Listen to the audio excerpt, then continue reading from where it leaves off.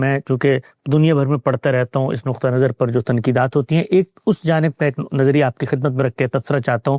مثال طور پر کہتے ہیں کہ جو عالمی بندوبست آپ ہمیں کہہ رہے ہیں کہ اس پر فی الوقت راضی یا مطمئن ہو جاؤ، چونکہ یہی بنا ہوا ہے اور پھر اختلاف کی تمہیں گنجائش ہے، تو وہ یہ کہتے ہیں کہ اس عالمی نظم میں، بندوبست میں، قومی ریاستوں کی تقسیم میں ہم نے ایک راستہ نکالی، اس میں ہمارے حقوق کا تحفظ ہو رہا ہے۔ ہم نے انہی قومی ریاستوں میں سے ایک ملک کو دارالاسلام بنانے کی کوشش کی، اور عالمی عرف نے جو کچھ تقاضے دیے تھے، پارلیمنٹ یہ وہ کنسنسس ان سے کر کے قراردادیں، تو ہم جب آپ یہ کہتے ہیں یہ کوئی انصاف اور یہ کوئی خالص اس کی بنیاد پہ نہیں بنا ہوا، تو پھر ہم بھی فیئر پلے کیوں کریں؟ ہمیں جہاں موقع ملے گا وہاں اپنا نقطہ نظر داخل کر کے مفاد حاصل کر لیں گے۔ تو آپ کو کیا کرنا پڑا پھر؟ اس کے لیے جنگ کرنا پڑی نا، یہ طاقت ہی کا استعمال ہے۔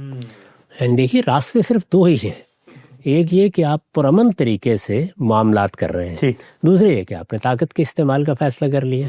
تو طاقت کا آپ نے استعمال کس کے خلاف کیا ہے؟ آپ نے اپنی قوم کے خلاف کیا ہے۔ یعنی آپ نے افغانستان میں اگر یہ اقدام کیا ہے یا کسی اور جگہ کیا ہے، یا مثال کے طور پر اس سے پہلے سعودی عرب کی حکومت قائم ہوئی تو اس میں کیا ہوا؟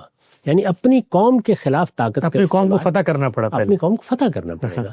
تو اس کا مطلب کیا ہے؟ اس کا مطلب رستے دو ہی ہیں، یعنی یا آپ فتوحات کریں گے، اور جب آپ فتوحات کرتے ہیں تو اس کے نتیجے میں جو ملک فتح ہو جاتا ہے یا علاقہ، اس میں پھر آپ ہیں، آپ کو اس میں معاملہ کرنا ہے۔ دنیا دیکھ لے گی کہ اس نے آپ کی فتح کو قبول کرنا ہے یا نہیں قبول کرنا۔ اس سے پہلے جو فتوحات ہوئی ہیں ان کو دنیا نے قبول کیا ہوا ہے۔ یعنی سعودی عرب میں جب عثمانیوں کے خلاف فتح ہوئی تو اس کو قبول کر لیا گیا۔